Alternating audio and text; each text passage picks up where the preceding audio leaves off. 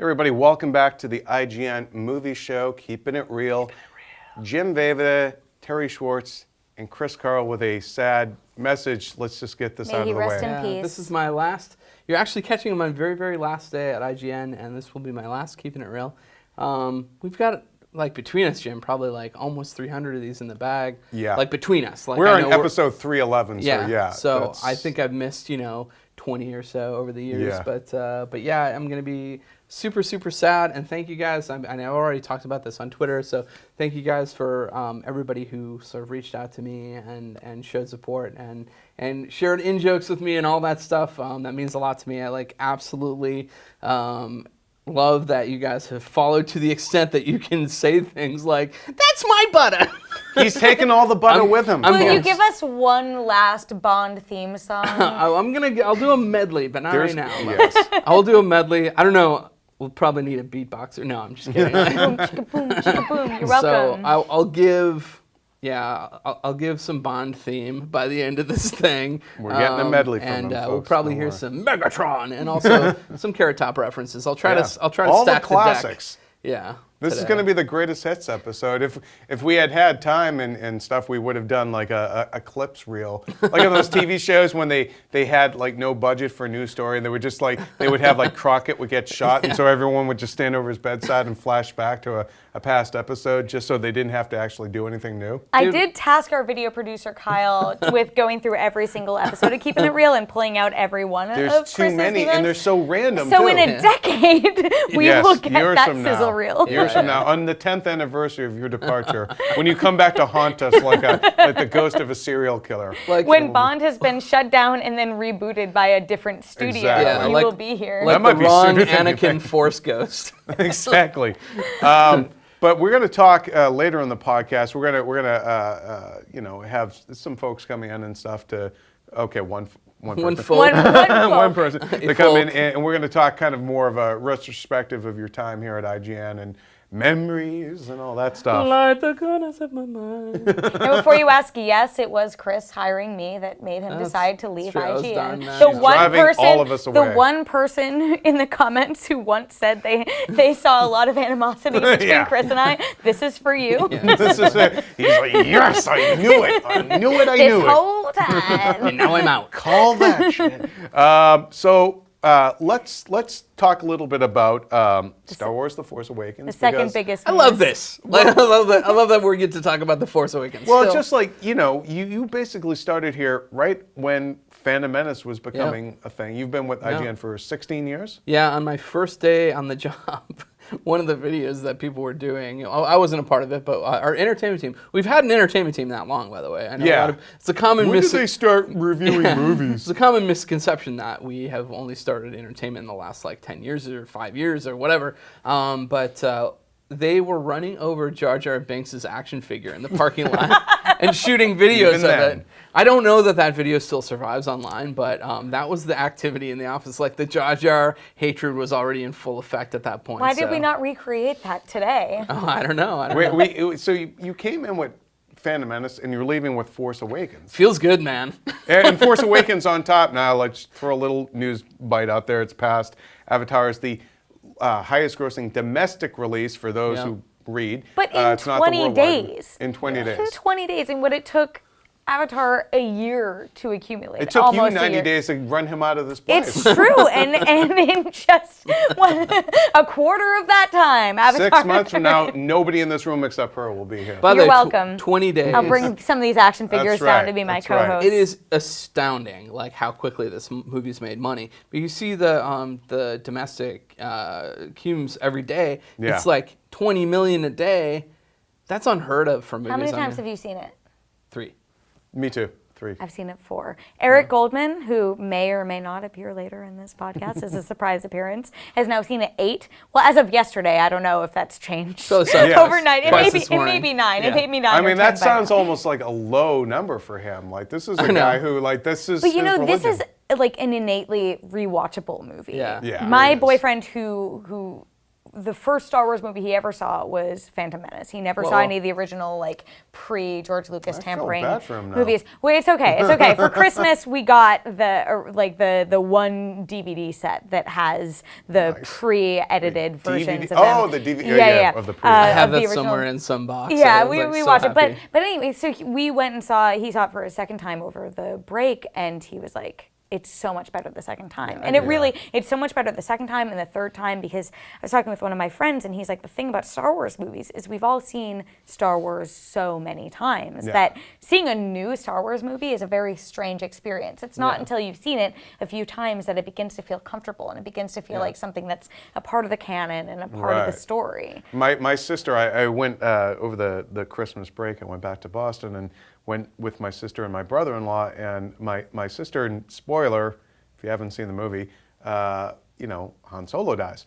So I like that we still need to put a spoiler I'm just alert going to do before that just forever. 3 years from now, we're still going to be doing only that. tuned in to say goodbye to Carle, and they're like, "Son of a bitch, really? I couldn't even get through this." And I'm like, I think I found the one person on Earth who was surprised that he was going to buy it. Like, I feel like there were people that figured maybe it would happen, but they didn't want to know. And like, she was legitimately like, "Oh wow!" And I'm like, "Really?" Like, I found one. You exist? Yeah. I was and really I'm related excited. to you. My mom and my boyfriend's uncle both went to see it. Like, hadn't seen the trailers, no preconceived notions, and it was so exciting. It was so exciting to see it with Amazing. people who hadn't been dissecting Absolutely. it for months as their know. job, Yeah. and even they weren't surprised in that moment. We're like having no expectations for it. They were like, we've joked about anybody who goes onto a guardrail-less walkway in Star Wars, something bad is going to happen to Someone you. had should be to wearing have a red thought shirt. That you should, Exactly. that you should put a guardrail on For those the freaking love of walkways. God, finish the bridge. Also, I got a good idea. Maybe the exhaust ports or whatever, the fuel thing, whatever the thing is that There's you don't always want one way to torpedoes. blow up a Death Star Yeah. reincarnate. I do have to say that the Death Star,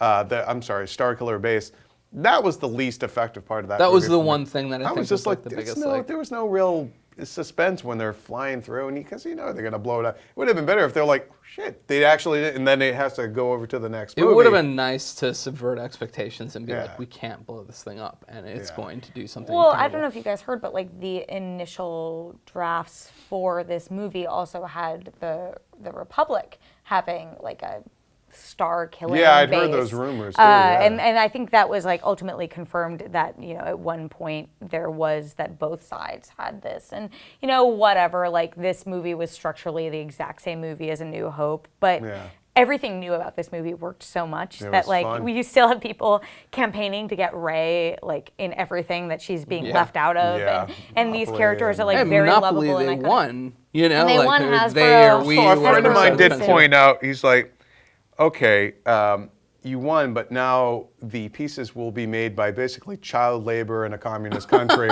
So good job on that one. Like, the place that has to make the actual inclusion is the one with like no rights. You know for what's your work. weird and interesting about that is in the collector's market, these first ones are probably going to be like the ones that are sought after, Right. Yeah. because it's like the ones that will be ubiquitous are the I ones got with red. Misogynist Series 1. It's a keeper. But it is really exciting that The Force Awakens is now the highest grossing domestic release of all time. We don't. Past You the guys did a video. 760 million mark. You guys did a video about how, I mean, in the international market, it's about doubled that. It's like 1.5 million. Yeah, it's a passing, billion. but it's apologies. not going to. And we explain why, but too many people were too busy yelling to actually watch it. But we explain why it's not going to topple Avatar, which is 2,788,000,000. Which he memorized. I memorized. That's a whole lot of money. I mean, And it basically hasn't they have opened to in make China double. yet, but it's just. It's not going to make it. It Over needs to a billion basically make more. another billion, and you're not going to get that from China. So we've talked about China a lot in this podcast, and it's not as culturally relevant there. It's not. It doesn't resonate like something like Avatar or something like Jurassic World, which is where our Furious producer 7, Kyle pointed out, like Jurassic Park was probably the first time that a global audience was like, "Hey, this is a thing." Yeah. And then since then, it's built to this fever pitch. Yeah. But that doesn't mean that Star Wars means the same thing to those folks as it does to people here. Yeah. People here, it is, like you said before, it's a religion, and you're going to see it multiple times. It I'm formed going to our still see it childhood. more. It formed our idea of what pop culture is. Yeah. why IGN even exists, probably in a way, why you and I do what we do, and why you now have come in to kick us all out. Yeah, I mean, and bring down the action figures. I'm just saying that you're the sleeper agent. You're our Kylo Ren. You will turn and slay Kylo us Ren all. is my favorite. That said, I will happily bite my tongue if it does turn around and blow up in China. Oh, look, I would love to see it, past Avatar, but I also would love to see a lot of things happen, like Angelina Jolie leaves Brad Pitt for me. I think China has a better shot really quick about the Kylo money. Ren thing. Going back to talking about people who hadn't been as invested in everything leading up to the release of this movie as we were. But so I went to Canada over the break, and we got there on Christmas Day, and we did this big, family dinner or whatever party with both my family and my boyfriend's family, and. He's been name checked like 5 times in this. I know. This is like a drinking game now. Every time I mean, Terry please name drink checks every the boyfriend. time. Yeah. But his uncle's family, I kept talking about Kylo Ren, and they were like, "Who?" And I was like, "Han Solo's son." And they were like, "Oh, Ben." And they only called him Ben. And I was like, you know what? That's respectful. That's super interesting, though, because if you watch that movie, I don't know if he's ever called Kylo Ren more than once, but that Ben moment is such a big moment. I think only General Hux and maybe Snoke refer to him. Snoke says, get Kylo Ren and off the planet. And but that Hux, Ben moment is so big that it's super interesting yeah. to me to be like, these are people with no real context for this who all night, and there was a lot of alcohol imbued, and they just kept calling him Ben, and I was like, that's super weird. I'm like, Canada it's Kylo looking Ren, like the actually. Star Killer base planet, though, when you're up there. Brian Ryan? Altano's mom called him Carlo, which I love. Carlo Ren. Carlo Ren. Hey, I'm Carlo. Carlito. The Force is strong with me. Bronco. Let's talk about a Force Awakens fan theory that's out there about Rey. Now, I'm not. I haven't really watched Rebels and Clone Wars and stuff like that, but apparently it's canon, and Eric Goldman would know this better than me. But like that, Obi-Wan kind of hooked up maybe with somebody at some point, and maybe this lady had a kid, and maybe. I like this Boston accent and then coming out of him then now. the kid kind of has a kid too. So basically, the theory is that Rey might be Obi-Wan's granddaughter, which would explain the. Not that it would, I understand that biologically, if your parent has an accent, you don't get the accent too. My mother was Irish. I don't have an Irish accent. But why? No, now it's Popeye. My father was Popeye. But like that Rey, I just think it's a little telling that they let her have a British accent, even though it sounds like everyone in Jakku has a British accent. But like that she has a British accent, for real, and Boyega is British as well, but they give him an American accent. Like it just seemed like a choice that they would keep her British, and usually only the Imperial folks are British. Yeah. So what do you make of the idea? And that we do hear Ben Kenobi's voice at that one point with the voice. Twice. We have Alec Guinness, Sir Alec Guinness, and Ewan McGregor. Oh, the Guinness's voice is in there too. I mean, I think they reused some stuff. Actually. There I is. can't. I know we wrote an article about it. But what do you guys say? Do you think true. that Rey? What do you think of this theory? Is Rey maybe Obi-Wan's granddaughter? I love this theory. Yeah, because I like this theory better than Luke's daughter. Yeah, I think the Luke's daughter theory is just so easy and so what you would think. And like to have 2 Skywalkers as the main characters. I mean, granted, Luke and Leia were both main characters, but we didn't find out until the very end, really, that Leia was also a Skywalker. I like the Kenobi thing. I think it, inverts some tropes. Of Ben Kenobi being the one to train both Anakin and Luke, and now. But it's fitting though, because now you're going to have a Kenobi versus essentially Anakin 2.0 again. Right. And but they kept calling her like the girl. There wasn't that level of intimacy and closeness between Leia and Han and this child, but still an acknowledgement. Well, the fact that they named their son after Ben Kenobi though too. Right. Yeah.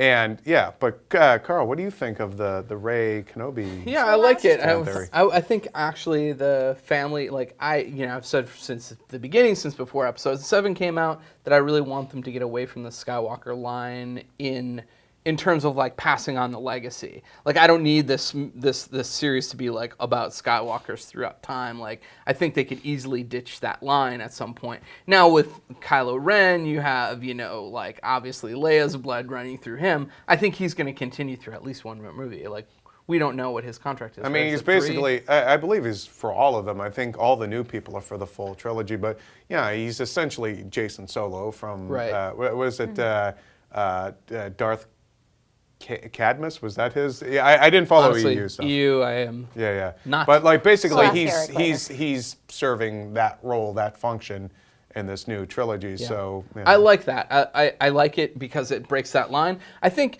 you can make it work if she's Luke's daughter, because the Luke's daughter versus Han's son thing is an interesting sort of Shakespearean dynamic, I think, that you can really play up to get. Come on, we all know Luke never got laid. I I'm think telling you, what Luke happened never to, like, busted that a nut. I'm sorry to samurai, get like, crude, but priest it's type true. thing. I will also say you brought up how John Boyega had the American accent. I heard in an interview, apparently he like tried out a couple. He tried out the British accent, the American accent, and he just decided for him the American accent worked better with the character. Great if it was down to that and like Scottish. Yeah. Get that out of this empire. He turns into Solo. groundskeeper Willie. But I will like Well, there's any. a Scottish guy, right, who comes in the Death Squad or whatever. Yeah. Oh yeah, the Irish. No, He's Irish? Scottish. He's Scottish? either Scottish? Northern Irish or he's Scottish. I'm pretty sure he's Scottish. Because he wasn't Kanji Club, Yeah. which I love that name. It Kanji just Club? sounds like an 80s. Why didn't you ask 80s Kanji Club group. about? Yeah, I Yeah. loved that entire sequence minus the CGI, whatever. But there's always a crazy monster they have to yeah. fight. I love every theory about Rey that's not her being Luke's kid, because I don't like all the added context we'll have to do. And also, I think his reaction would have been a little bit different at the end And of the movie. also, if it was his daughter. wouldn't that just be like a Kenobi to drop somebody off and leave them? Classic Kenobi. those Kenobes. Like, Kenobi, like, I'm just going to be out here in the desert, and I know you're over there, but... What if she's a djinn? Oh. Well, here's another. Here's something I'm wondering about. What if she is Snoke's daughter? Because Snoke didn't always look like that, they're saying. That the dark side has corrupted him. We don't know if he's really 25 feet tall. He could be Hervé Villachet size. he could be like 6'2". We don't know. I think he's going to be human size. Yeah. Ultimately, He's got some issues. He's got to be the size of the Lincoln Memorial. I actually think when it's beamed more in. interesting if he's enormous. I know you say the physicality of it wouldn't work, but it would be interesting, to me at least, if he was just this gigantic thing. Like, When he just walks how in do you and even like, attend to that? guys, you got to build a taller ceiling for me I don't next think time, that please. he should be like as huge as he is projected to be, but I would be fine if he was like a distorted human size. Yeah. But the popular theory about who Snoke is that he could be Darth Plagueis, who we heard mentioned by Palpatine in the Isn't he prequels. like the original Sith well, he Lord, was. or- I mean, it's not explicit, but what we can take away from the conversation between Palpatine and Anakin is that he was the Sith Lord who trained Palpatine to become Darth Sidious. But also, there's like this weird implication that Plagueis was the one who impregnated Shmi Skywalker, because he said he could create life.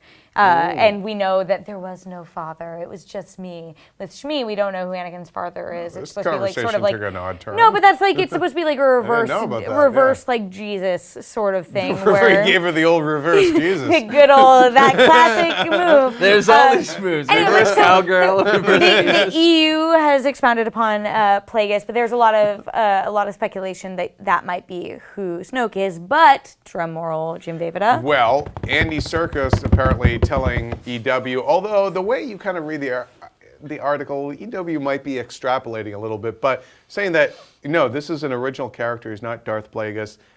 He's a new character of the series, but he's got some history, and he knows of the events that happened before.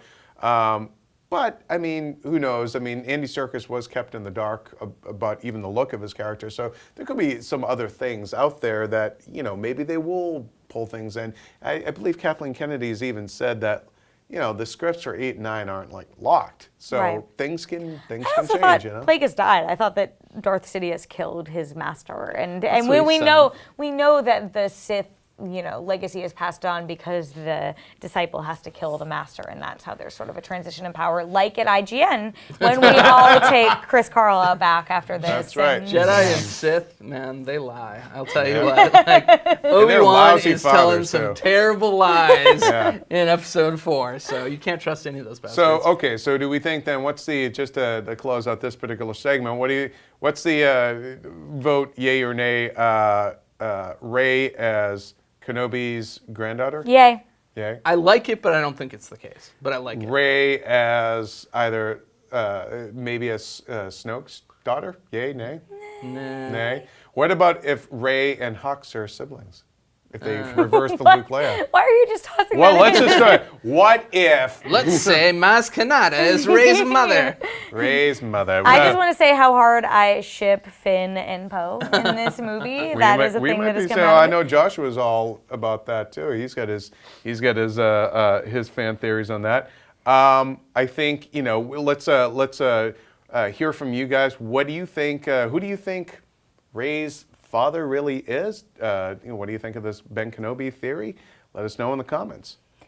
I will say a thing that has come out of talking about a new Star Wars movie for so long has been talking about one of my favorite movies of all time, which is Spaceballs. Oh, yeah. And being Terry Schwartz, I get a lot of May the Schwartz be with you references to me. We've done it here on the podcast. We've done it here on the podcast, but I will say, having seen that movie many times, there are many, many more better, more obscure Spaceball references that everyone could be making. Have you guys seen this movie as much as I have? Do you have I've go-to? seen it a few times. All right, We ain't found shit. Comb the desert. What is your go-to?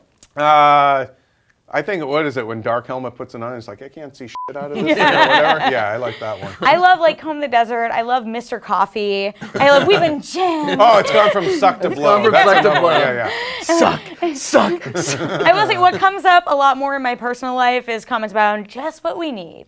A Druish princess. But the one that we Doesn't look use Druish. yeah, exactly. The one that we use more than anything else is nice dissolve. All right, everybody. Now we're here with Eric Goldman. Terry Schwartz had to take off. The Eric, part of Terry Schwartz will now be played by Eric Goldman. the best understudy ever is Yes. what I'm saying. Been training for this my whole life. Well, let's talk about some Marvel stuff real quick. I'm familiar with them. Yes, you have a cursory knowledge, I understand. So Doctor Strange cover story in EW over the holiday break. What'd you guys think of Benedict Cumberbatch as Doctor Strange? Show those photos. They did it. Right? They did it. They went for it and Yeah. they did it. Yeah. So that's what I think. Yeah, same here. I mean, it's like, nope, that's Doctor Strange. Yeah, Like, he looks that's, great. You know, I think, yeah. like he's got the wingtips, the cape. Remember back in the day in the old podcast, we would say, there's no way you could do Doctor Strange with the big ass red cape. And I was always like, I want the red cape. And it'd be like, no, they'll have to change it. Nope. All in. Yeah. All in on the red cape. I mean, I guess you I know, have Agamotto and all that. Yeah, jazz. yeah. I mean, I guess once you've made Guardians of the Galaxy work and Ant-Man work, you're like, yeah, you can give Doctor Strange the cape. Yeah. What I And like the about wingtip. this is it just makes every element of the Marvel universe is possible. Like Arcane is now in there, so like Yeah. that, I mean, it was kind of in there a little bit with Daredevil, but now it's like for sure. Like, Yeah. Here we are. I feel like Thor paved the way though for a lot of that. Like, okay, True. if you can get over that sort of Kirby-esque sci-fi Viking mashup design that they went for in the first Thor movie, like if that hadn't worked, I think you would have seen more of the grounded kind of look. Yeah. But the fact that they sold the Stars and Stripes on Cap, they sold the Asgardian sci-fi tech historical bent. So yeah, I mean Doctor Strange now. I think he's perfect. And again, I'm going to toot my own horn. I pitched Benedict Cumberbatch on Doctor Strange. You did. Summer of 2012 at a Star Trek event. I have photos. I have witnesses. I made that happen. And so when I saw that cover, They call I'm you like, the deal maker. I'm just saying it was like a dream come true. So Yeah. it was great. And I can't wait to see him actually like. How does he deliver like the spells? Will he actually like go for it and be like by the hoary hosts of Hogarth and all that? Yeah. My favorite part of that the interview that accompanied it is he said he had never done the hand motions. Yeah, and- even for the he was like, I was making that up for the photo shoot because I'd never done them. Because the movie those yet. photos were the first time he was in the full costume, like So, doing the I whole think look. they're going to evolve, but I honestly think he's been doing his homework. I think he's been reading a lot of Doctor Strange. Yeah. And I think he's going He had those moves down. He had all that, Yeah. I just feel like Marvel Studios at this point, the fact that they embrace so much those look from the comic, it's so great. And look, I see this as someone who is a fan of Bryan Singer's X-Men movies, but it's like I'm like, come on now, still black costumes, they're not leather. But it's like it's time. Like it's surprising to me that they haven't decided to sort of. I think evolve Apocalypse more. though with Psylocke's outfit, it looks Psylocke, like they're getting a little. Magneto's, and Apocalypse himself. It's just Jubilee, there's still I think. the black team Yeah. outfit. Yeah, I don't think she's a full member of the team in it. So it's it's more of the fact It's more that of they're her outfit. it's more of the fact that the X-Men team outfit is still sort of this black paramilitary thing. Yeah. And I don't know, maybe the end of this movie will change that, but They're like, hey guys, you know what we need? Yellow. you need some freaking. Well, there was that weird deleted Wolverine scene, right, where they revealed With the the other brown, costume, yeah. and it's like, And then, First Class, they had the yellow and blue. Well, and Why didn't that Deadpool, we talked a little bit about this, but am I going to say her name right? Negasonic Teenage Warhead? yeah. She's got a blue and yellow Yeah. X-Men team uniform, which is,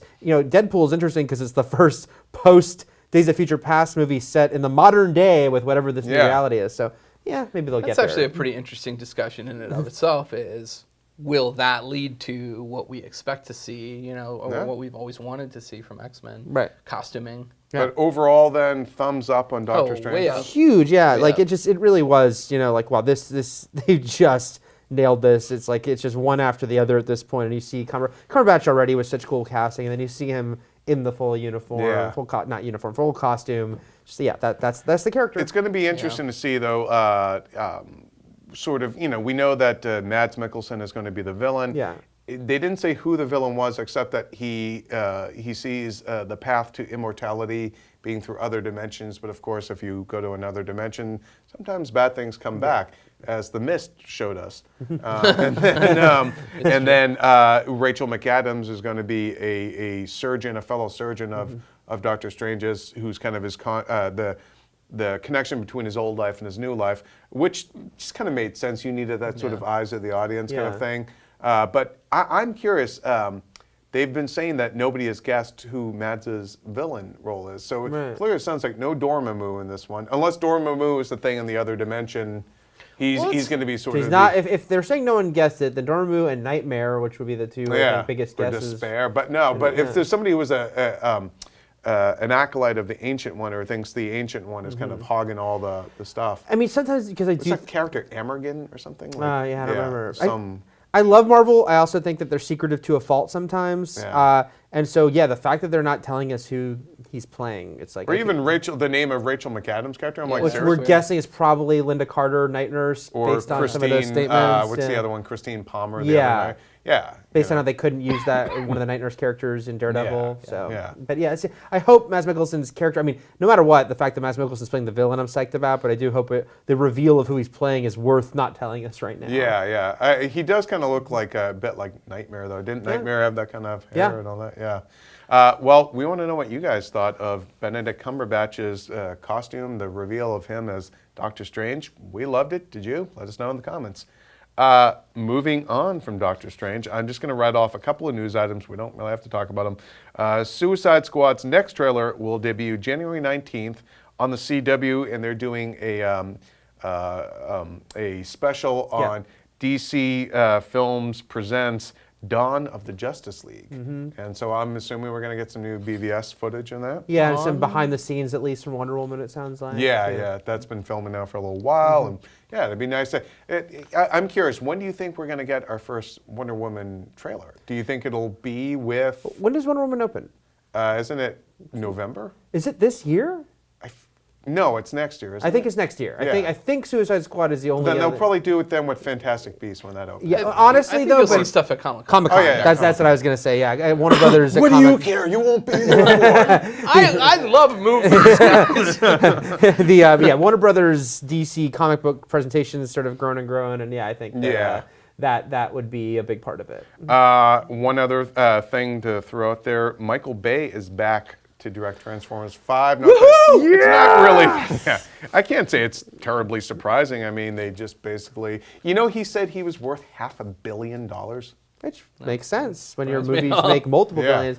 I mean, it's just funny because he said he was done after 3, and he wasn't. He said he was done after 4, and he wasn't. Yeah. He so wants to hit that full billion. I think he'll keep Yeah. making People like things. money. Yeah. That's what I find. it's out. just like, as someone who still can remember the time when he enjoyed the first Transformers movies, but has really come to despise the sequels, especially that 4th one. Yeah. It's like, oh, come on, Yeah. guys. I still, I don't know, I haven't seen it in a while, but to this day, have fond memories of the original Transformers. Yeah, I think no, the first did a movie lot was of fun. things well. And that trailer, when it first dropped, it was like, oh man, this is Yeah. in the right hands. Yeah. Like this is a big, sort of bombastic movie, which I think Transformers needs to be. But it's just gotten really bloated since then.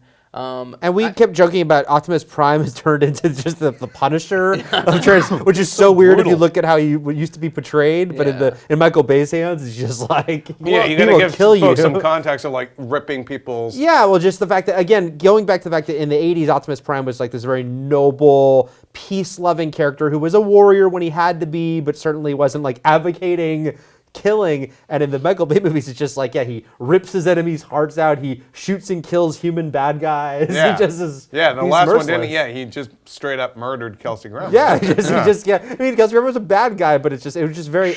It'd be like, if you just had Spider-Man with a gun, it's just like, here's how I settle Oh my things. God, I want to write a script called Spider-Man with a gun. Michael Bay would love to direct it. Bay is at the point now where I think people are so sick of him being like in charge of Transformers. Yeah. That like I think it's gonna get to like Lucas proportions by like the third prequel where people were like really like we need to see something else. Right, You know? right. And like I think everybody talks about how terrible reboots are, but I wouldn't mind a Transformers reboot that kind of like It could just went be a back to soft before reboot. that. It doesn't have to not acknowledge things that happened before. Yeah. Well, moving on from Michael Bay, let's talk about another big director in their next project. Christopher Nolan, it's been officially announced by Warner Brothers. His next movie is Dunkirk, which is, or Dunkirk. I just keep hearing it's Dunkirk. And it's a World War II epic about the evacuation of Dunkirk during World War II. Now that Place during World War II. It's like I had a friend one time say, "What city was it that Sleepless in Seattle took place?" And I'm like, I knew what she meant. She meant the other city, but Yeah. it was fodder for years. But anyhow, this is going to be his next movie, and Tom Hardy is in talks for it. Mark Rylance from Bridge of Spies, and Kenneth Branagh, who I'm betting is going to play Winston Churchill. But that's just my guess. The reason why I'm kind of bringing this up is, of all of Nolan's movies, this seems like the most conventional, safest Oscar bait movie. Yeah. A World War II epic. Yeah. It sounds pretty conventional. Like we're used to him kind of. He's gotten pretty high inverting narratives. concept-y. Yeah, and I don't see what's the high concept here. What is it? That Dunkirk, it's not going to turn out the way it did in history. Like, I mean, it's on one hand because I do wonder if he's getting to that place of wanting to do like a smaller scale movie, but this doesn't sound small scale either. So that's like if he was doing like a much just sort of character drama, but if you're doing a World War II period piece, epic about military the vehicles, British military basically retreating. I mean, it give you guys some perspective if you're not familiar with the real event, but you've maybe seen movies of about this. Like the one big one that stands out is that long tracking shot sequence in Atonement is all set during that, and that was like one of the standout sequences in that movie. So he's doing an entire movie about this event, and and it's not just over a couple of days. This takes place over months, and so I guess my question is like, is he really just trying to go for like the Oscar of this movie? I think career-wise, the one thing that people sometimes neglect to take into account is that movies take up a huge chunk of your life, and you have to like the thing that you're talking about. Maybe he just has a huge interest in Dunkirk or World War II or something like that. Because I feel like there are career movies that you can do, and then there's something where you're like, hey, I want to explore this thing for a while. And he's at the stature where he can kind of do whatever he wants. So it's like maybe he's always wanted to do something like this. And this is this is a movie about a very important moment in relatively recent British history, and he's British, and sounds like an all-British cast, which would be, for him, he's always had kind of an American leading man. Even, yes, I know Christian Bale was Batman, but he was playing American, all that. Like, this is a chance to go full Brit. Yeah. I think also I think like Krupa I and don't. Tilly should get in there. I think Gav, even I though don't That'd think be he's brilliant. that. Yeah, I don't not think rubbish. he's that awards driven. Actually, I think No. he's. I don't see him I've as being heard a a little person who's different. like really needs. I've to- heard he got really pissy when Inception didn't get But I nominated. do wonder. I mean, people are only human, and he's coming off of, Interstellar and Dark Knight Rises. Honestly, being more polarizing for him than he'd had in a while. You know, Yeah. I think especially Interstellar in a way because there was a lot more of a like split on that movie. So I don't know if that would make him retreat into safe territory. But he also is coming off of Inception, Interstellar, very heady movies. So he might want to do something that's more streamlined. you Well, know? well, he knows from Yeah. A to B to C where this is going to go, but Yeah. to me, it just sounds so too safe for him. Like a guy that I'm used to seeing like really doing out there things to finally be like, you know what I need to do? A World War II epic. But no one's covered World War II in film. I know look. He's so going to left break alone. new ground. Is what I'm saying. Let's move on from Nolan and let's talk about Sylvester Stallone, who announced this week that he has retired the role of Rambo, which we kind of saw coming because they're doing a Rambo TV series. Which initially there was some talk that he might be involved in, and then he was quick to say no, he's not. Yeah. And I liked what he said. The quote's also about how he, I think he's absolutely right. Even though you could also sort of more cynically be like, maybe his ego doesn't want to be like, here's my son. But I think in Creed he just showed he is willing to do that. But I did like that he said that the guy and son thing often doesn't work out so hot. Son of Frankenstein. Yeah. Son of And so I enjoyed the last Rambo movie, but although I didn't think it was nearly as great as Rocky Balboa, which at the time was supposed to be the swan song for Rocky. Yeah. So I think he's smart to not need to revisit He also that. just said he's copped this phrase, but he essentially said he's too old for this shit. He's like, my mind is willing, my heart's willing, but my body's not. He's 69 years old. Like, he kind of.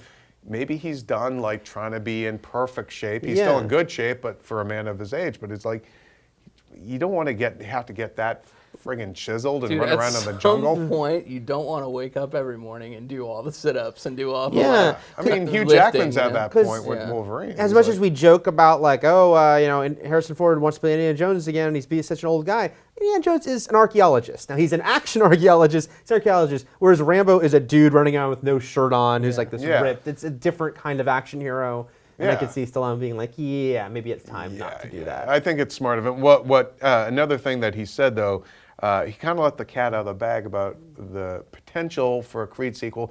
Now I think it's a good chance we could get a Creed sequel because I believe Creed just made what $100 million domestic. I think they even had a quote. Great. They had a quote from one of the heads of MGM who pretty much said, "Yeah, we're going to do a." I mean, a Rocky movie getting a sequel. I know. But here's the thing, and this is why it would just be like a Rocky sequel to be a bad one. Because the idea that Stallone let out of the bag, and Ryan Coogler confirmed this in a follow-up interview where he's basically like, he flipping told you this? Like, he wasn't supposed to let this out.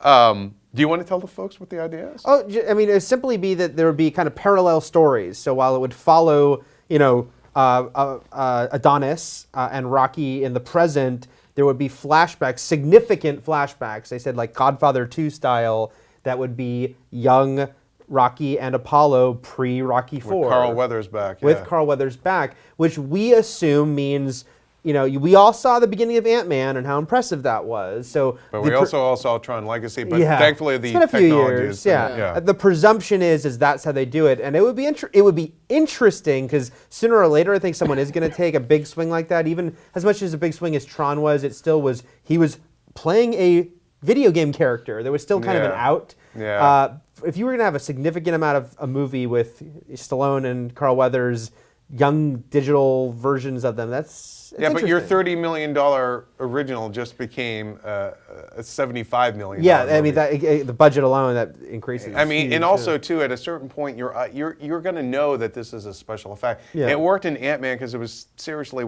6 minutes. Yeah, less probably. And it still seemed like a special effect. I mean, let's be honest. Yeah. It didn't trick your eye completely. Yeah. So it's like. But you it was wanted good. enough because he looked like the Michael Douglas you remember in the 1980s because you did have a mental, a visual reference point for what he looked like. And you're like, okay, he looks like, he basically looked more like Michael Douglas, an American president, which was technically the 90s, but he looked like what you remember, Yes, yeah.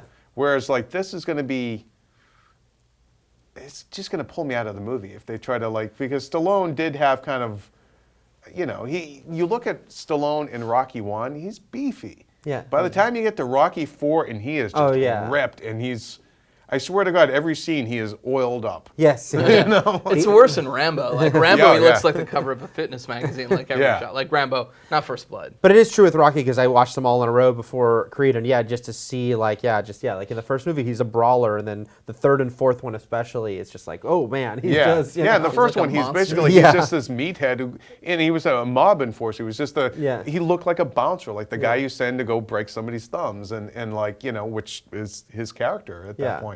And so, by the fourth movie, it's just the vanity, and also Stallone's own personal vanity was at the height of. Rocky 4 is hysterical because it's like 75% music video. Yeah. I mean, there's very little movie in that movie. It's just montage music video. And he's I driving. loved it. Yeah, it's amazing. There's a robot. That would be Pauly's amazing robot to better watch come like back. that and Cobra, like back to back same day. Like that would be a good double header. It would be very good. Let's talking about old franchises, kind of what's going on with them. Halloween, we found out over the holiday break. Dimension has lost the film rights. Now this is significant because they've had them for 20-something years. Yeah, they've made every Halloween movie since The Curse of Michael Myers, the one with Paul Rudd. I would note that of all the Halloween movies they've made, only H2O is probably that well regarded. I mean, there are fans of Rob Zombie's first one, I'd say more so, but I'm not one of them. But it is interesting when such a sort of name franchise, especially in the horror world, is suddenly going to lose. I mean, again, don't forget when it went to Dimension, that's when Dimension and Miramax were all part of Disney, so there was like a significant portion of time where Halloween was. Wasn't there the kind of fan crusade for this one is that Warner Brothers gets it so you can do the team up of Jason, Freddy, and Michael Myers? I mean, which they probably won't do. I don't think they will do either. I mean, someone. It's their Avengers. Come on, man. There shared shall come universe. a day. Do you notice how shared universe has kind of died down? By the way, I don't want to. Well, derail us, until Kong and Godzilla. Yeah, but like then it's going to come back. a lot of stuff is kind of like that started off like, hey, we have shared universe. Now they're like, well, we keep hearing about the Mummy reboot, like they're casting and all that, and it's going to be the linchpin, and I'm pretty sure it's going to be like the Van Helsing character will be the Tom Cruise character, ostensibly, from what we understand, will be the one kind of bring this all together. But I don't sense the desire for even a Van Helsing reboot. No. And Tom Cruise coming off of like a career resurgence with Rogue Nation, like when you kind of, if you were him, you're like, let's hold back on this one. Maybe I'll go do something else, and with this cachet I have now. Yeah. I mean, even going back to Transformers, it's funny because we know that there are all these plans for a Transformers shared universe and Akiva Goldsman heading up the writers' room and all this stuff, which is why it's like, and Michael Bay is going to direct the next Transformers movies. Does seem like they're kind of retreating from that. They're like, let's just do what we've done, and it makes us $1 billion every time anyway. But Halloween, like I could see it, and I kind of wish this for it. I just wanted to take a little break. I don't need another. It's not like we've even had Halloween movies of late, but like I don't if I don't see another Halloween movie for 10 years, I'm not going to be bothered. Yeah. Was there ever a Halloween TV series? No. Do you think that could work on well, I mean, look, there was a time when people thought maybe Bates Motel wouldn't work on TV. I don't think so. I think Halloween, and I do think Halloween has suffered in a couple ways from the over-explaining of the villain, both in the Rob Zombie remake, with like lots of stuff with him as a kid, and going back to The Curse of Michael Myers, which had one of my favorite plot reveals ever, which is Michael's controlled by a cult of druids, and every time he kills, there's a constellation in the sky. I don't know what they were smoking. Halloween is a weird series because the first movie is such a acclaimed. If it was just the first movie, it would just be remembered as one of the most acclaimed horror movies ever, right? Yeah, it's fantastic. Yeah. And but I agree with people who say, but Friday the 13th is a better series, even though no movie in the Friday the 13th series is as good as the first Halloween, but because it's a goofy, fun series where Halloween started so strong and then it's just all over the map. You kind of make an argument that, which one's even better than the Friday the 13th series, Nightmare on Elm Street or Saw? I would say none of them. For me. I mean, I in my youth, I would definitely have said Nightmare on Elm Street, and there's still a part of me that's loyal to the end. But the Friday series is sort of pure because the first Nightmare on Elm Street is pretty acclaimed too. Friday 13th hadn't set the bar as high, so it was able to deliver And it always seemed to know what it was and Yes. what it wanted to do, and Yeah. there were no pretensions about it. Yeah. My thing with it's all movies now, is that anytime you start over-explaining any character and you go back into their history, Yeah. it just doesn't seem to work. Like, it's just like, leave that thing alone, because if it's a long-standing character that everybody's invested in, like a Boba Fett, like, you already have the backstory in your mind, so don't add to it, because that's going to ruin people's view of that character. Yeah, unless, I mean, I think there's so many reasons Hannibal worked, but one of the reasons Hannibal did work was by the end making it clear, like, no, we're not aiming directly into Red Dragon as you knew it. This is, and to use a comic equivalent, this is an Earth 2 What If, because... Ultimates. Yeah, because in the books, there was no Will Graham Hannibal relationship prior to this all happening. Love affair. Whatever that so you was. just, if you do that, that's something. But yeah, because otherwise, if you're trying to just be a prequel, it's very rare you're going to get a genuine, oh my gosh moment, because we're all just even Hannibal Rising tried that. I like Bates Motel, but that's a little more on the normal, like, okay, like, who's he going to kill first? Like, it's like kind of has and to also, hit too, I certain mean, you beats. have the character of Norma in that one, too, where you're like, you get to know about her. She's interesting. Yeah. What is she going to do? Like, there are ways to kind of shift focus, maybe. Focus and build suspense around other Yeah. things. She's the best part of that show, too. Yeah. Because you have no idea. I mean, the only You thing... just know she's You going know to she end ends up up rotting in a dead. chair. Yeah. She's the specter of what's in his mind, so... Uh, Spectre! Everybody Spectre! Okay, before we get to our awesome, Golden dude. Globe That was things... awesome. That because was wasn't amazing. a It was not segue. planned.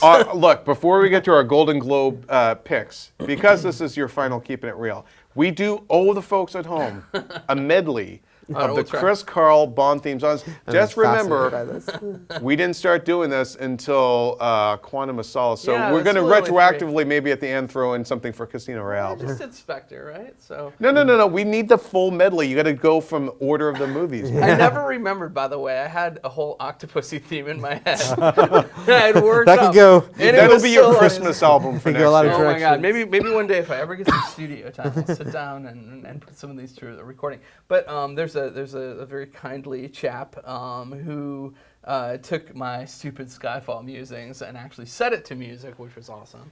So we have to start with Quantum of Solace to Skyfall to Spectre. Well, they aren't so much songs as they are phrases in songs. So Quantum of Solace started off, and I don't even know why it did. It just was sparked in my. Now I'm gonna give you too much origin story. I'm not gonna do that. Prequel! You're over-explaining your I just character. railed against it. I'm not gonna do it. So let's do. In the quantum of solace. There. Which that was one. led into... And which led into Skyfall, Skyfall, Skyfall, Skyfall, Skyfall, Skyfall. It's the sky that falls. Which is still better. Adele was good, but I'm just saying. You just got chills. yeah. But he is legitimately better than Sam Smith's song for... Yes. There we go. Spectre, everybody Spectre, Spectre, everybody Spectre. I should do jazz hands or something. Yeah. Anyway. Somebody Bond GIF themes. all this stuff for us too. And put Yes, it out there. please. So yeah, I mean, and a lot of people were like, "Oh, what are you gonna do the next time there's a Bond title released?" I'll find a way. Life. We'll have to life bring it finds back. Life finds a way, and Do, so does do the you internet. have any sort of retroactive Casino Royale theme song? You kind of came up with one before we did this. I mean, I would have to do it off the top of my head, which is how all of these come about. Yeah. In the Casino Royale. That was terrible. I'm never doing that again, but I probably will. Okay. At the end of this podcast, we're gonna reminisce about Carl's time here. Eric and I have the current LA staff. We've worked with you the longest. Yeah. But before we get to all things about you, let's talk about the Golden Globes. They're this Sunday, and we don't have time to get through all of that. That's a lot of categories. So we're just gonna pick what we think will win Best Motion Picture Drama, and I'll rattle off the contenders, the nominees, and then Best Motion Picture Comedy or Musical, which appears to be just all comedies. So maybe they should just drop that musical part of it. Well, I guess it varies year to year. Best Motion Picture Drama, the nominees are Carle. Jim does not have his glasses. He's not- Yeah, I So forgot my glasses today. Carle, I'll come back to this one. Mad Max Fury Road. I did the initials. That's why it's like, He what the drew hell? Fury All right, so Carle, What is Mad Fury? Max Fury Road, The Revenant, Room, and Spotlight. Spotlight, spotlight, spotlight, spotlight. Catch the pedophile. It's journalism. You know, I haven't seen enough of these movies. I haven't seen enough of these movies. But there is a part of me that wonders if Mad Max might win. I mean, the Golden Globes are weird because they can be very hard to guess sometimes. It's this weird, strange, mysterious group of people voting. Apparently, so is the National Board of Review. I was reading about that too. But so you think it is the Hollywood Foreign Press? So you think they'll throw Mad Max Fury Road a bone, or will they go with the Oscar front runner, which is Spotlight? I think Spotlight's going to win it and presage. You're probably right. Oscars. I guess I want Fury Road. But yeah, so I mean, I think Fury Road. I think sometimes the way people look at it is like, oh, it's gotten some. You know, it's got some awards already. That's cool. You know, like clearly it's already kind of made a splash in that scene. But Spotlight, I think, is the serious one. And, you know, I do wonder if Revenant couldn't get it because it's Inarritu and it's Leo and. I don't know. I have a feeling they might go for the sort of conversation-changing film pick where people are like, well, that movie's Oscar chances just rocking it up. I don't know, because he's coming off of already having just won with Birdman, and this movie isn't being received like down the line. You know, oh my gosh, it's the next big Oscar winner. So I don't know. I would be surprised by Revenant. So so we think it's probably Spotlight, but we're rooting for. But I do think there's a chance. I love Spotlight. I genuinely think Fury Road has a chance. I don't think it's like won't get any votes, but it's not 0%. It's not a 0%. It's like 3%. Okay. Best Motion Picture, Comedy, or Musical.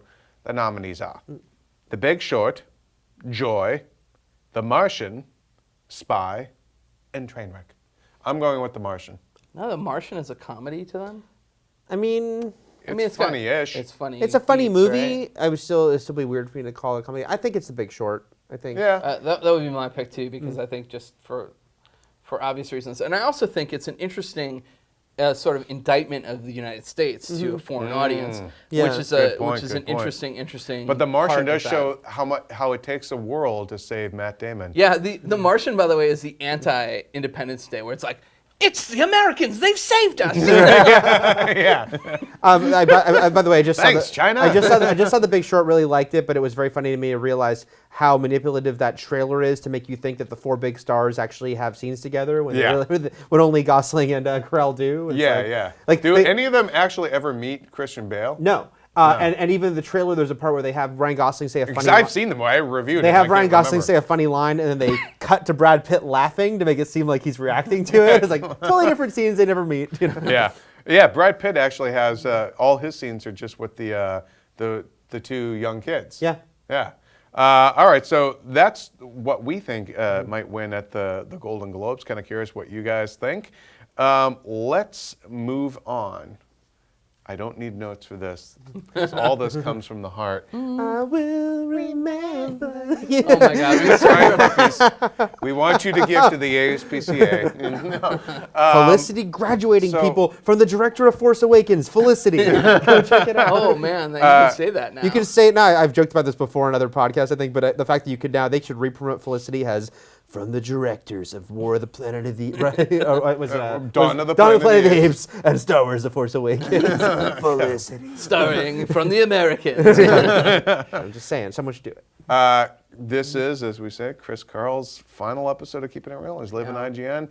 Chris, I don't want you to get too verklempt here doing this, but we'll see. Let's just talk about. We'll allow for some. I did my real big cry today already. Yeah. Well, His tears were Eric and I have delicious. worked with you the longest of all the LA crew, and I said it. Actually, We said it. Kyle has worked with me the Oh, longest. that's right, Kyle. Sitting that's behind true. the camera. Yeah.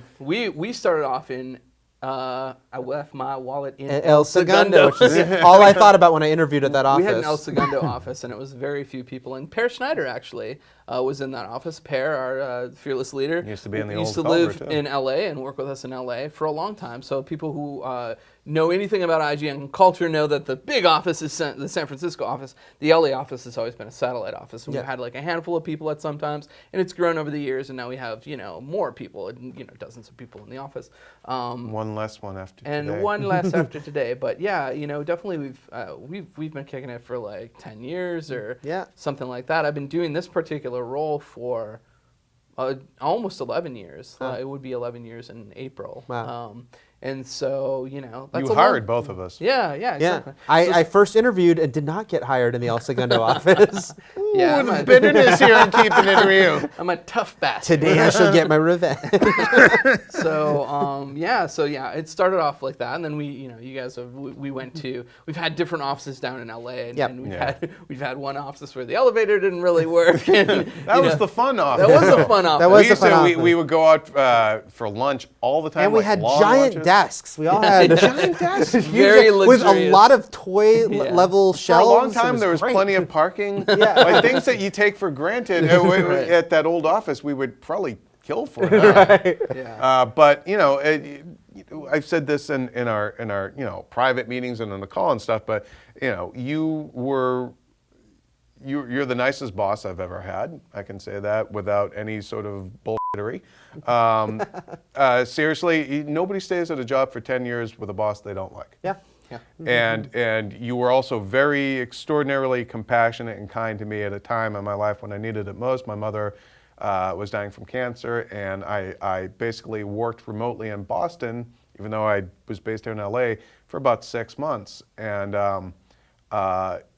a lot of places would have said, "I'm sorry for your situation, you'll have to leave." And I will be eternally grateful for that. That was a very kind, compassionate, human thing to do, and those are the qualities about you I'll always remember. Thank you.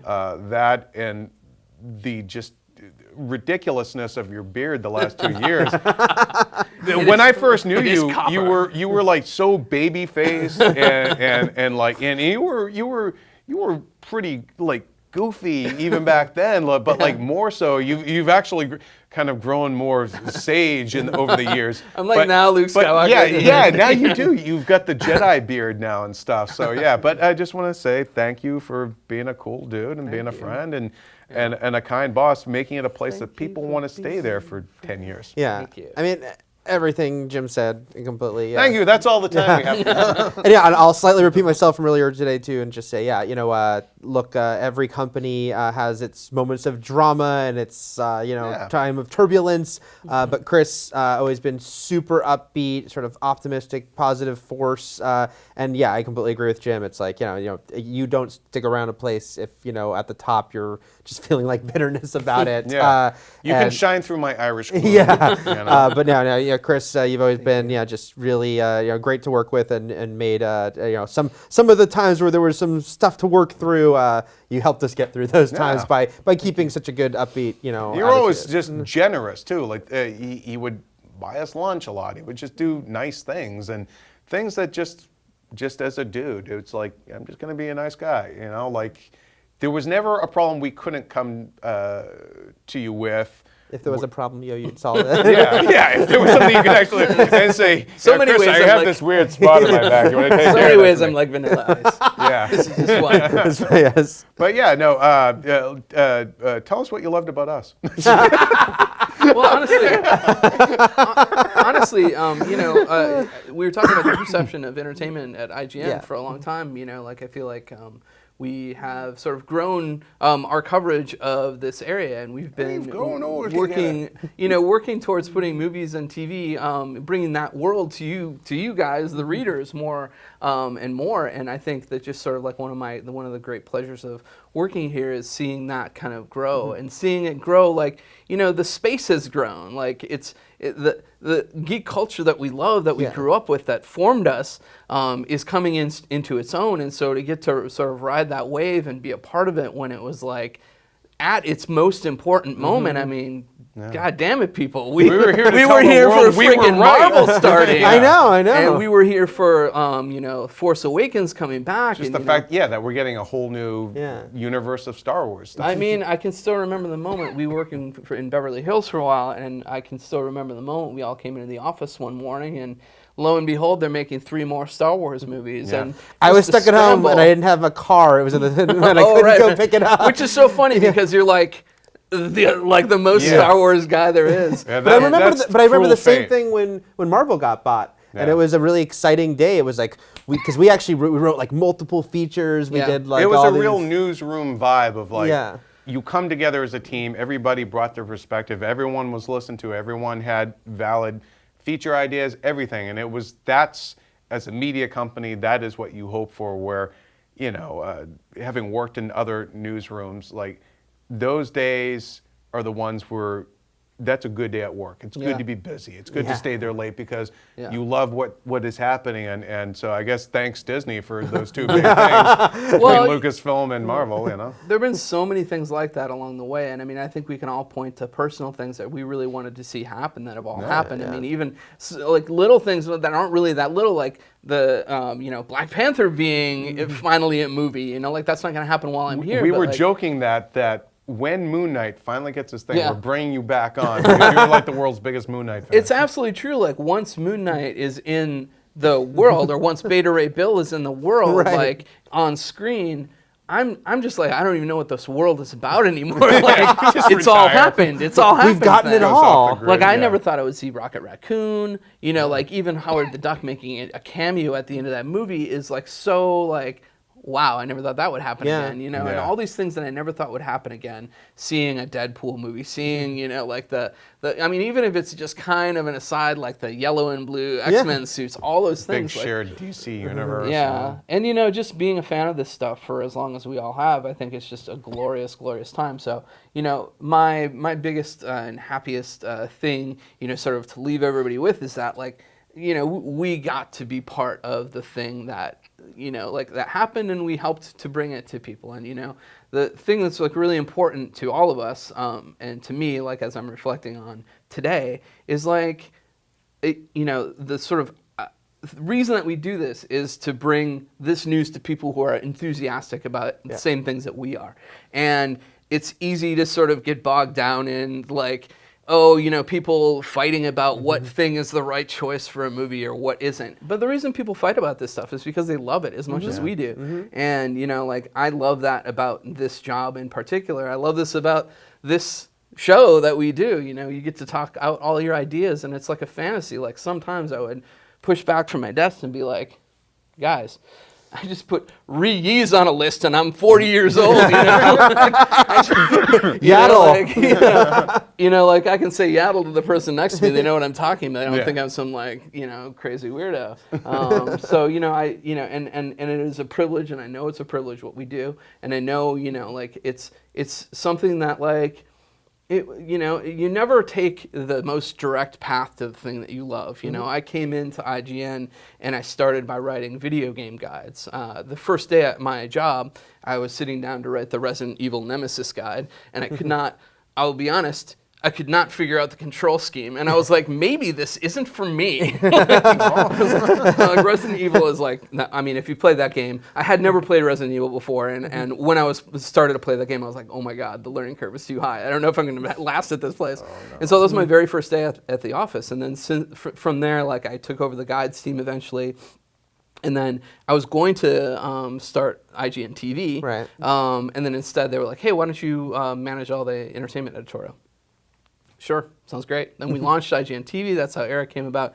Jim came in. You guys came in really close I together. came in just a few months ahead Yeah, of him. yeah. Yeah, yeah. But I had been freelancing for you guys for like 6 Right. years. Yeah, you guys both freelance before yeah. you started Yeah. working out. Yeah. So, yeah, and so like that was my path through the company. And so it was like, I always wanted to do that thing. And even back in the day when I was writing guides and on that team, I was writing comic book reviews, and we were talking about Star Trek in articles, and we were doing all this stuff on like IGN Sci-Fi, which was kind of covered TV, kind of covered, covered comics, and we used to do comics runs back then. So I always had it in my blood, and I always wanted to do it professionally. And so when I got to do it, it's been amazing, and I've gotten to do a lot of amazing things due to this job. You know, I got to go to the Star Wars premiere, which is like probably the best bookend to a job I'll ever I was have. just thinking you know? about that last night, by the way. I was just like, oh man, that was like the last thing he did, like Yeah. an event-wise. That's Yeah. pretty That's amazing. like the perfect thing. yeah. And then I don't know how much people actually. I mean, it's clear from Twitter that people don't know how much I actually,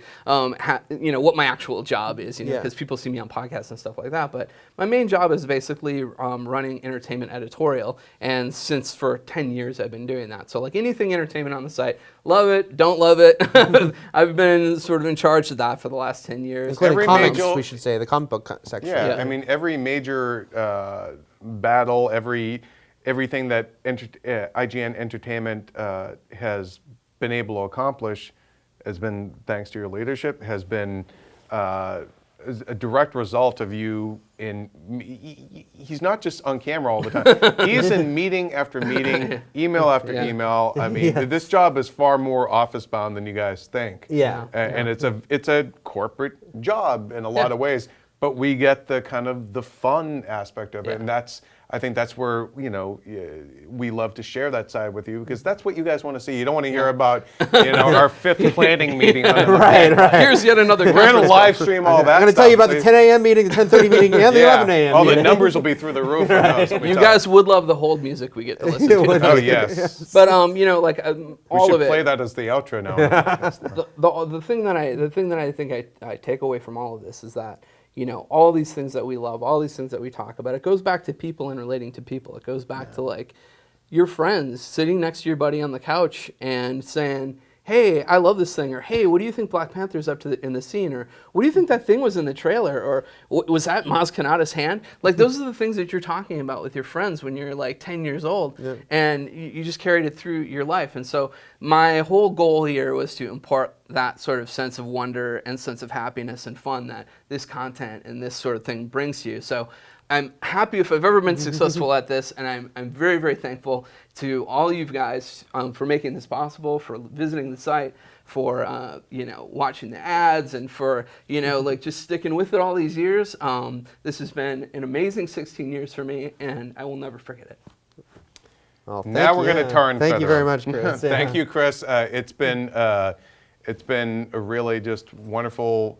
You've made me far more kind of chill on camera. I was, none of us were kind of camera trained. Or knew that we were going to be doing on camera stuff. Yeah, that kind of That was an wasn't evolution part of in the the job past 10 initially. years, yeah. So it's been a great way to sort of learn how to not be. They didn't hire us for our model good looks. I'm and just saying, on I used to be camera. thinner. If I had known I was going to be on camera, I would have watched it. But just again, thank you. Thank you, guys. Thank you for Yeah, everything. thanks And so much. you're gonna have a great run over there. Oh yeah, I'm going to CBS. Yeah, That's where I'm Our- at. I mean, our loss is CBS's gain. We Yeah. should definitely Yeah. say that. So I'm going to CBS.com to be editorial director over there, and So if Carrot Top gets a show on CBS, we're gonna know how and why that and finally if, happened. if there's a lot more stuff about burritos, Yeah, the Yeah. Carrot Top. It's going to be Angela Lansbury as a burrito judge, and Carrot Top has to eat all of them. And you're she's like, speaking my language. you heard it here first. heard it here. my burrito. Oh my God, that's it. That's my burrito. That's your show. He's going to retire from all the money he's going to make from That's My That's my Burrito. burrito. Chris, why don't you do the honors of closing out this week's show? Thanks again for listening to Keeping It Real. This has been Chris, Eric, and Jim. If you'd like to leave a comment, please do so in the comments section below. I will be looking at the comments. So say nice things about it. Don't say anything mean. Yeah, come on, man. Yeah. Yeah. That would be cool on my last day. Would be. And again, thank you for everything. Signing off. This is Christopher Noel Carle.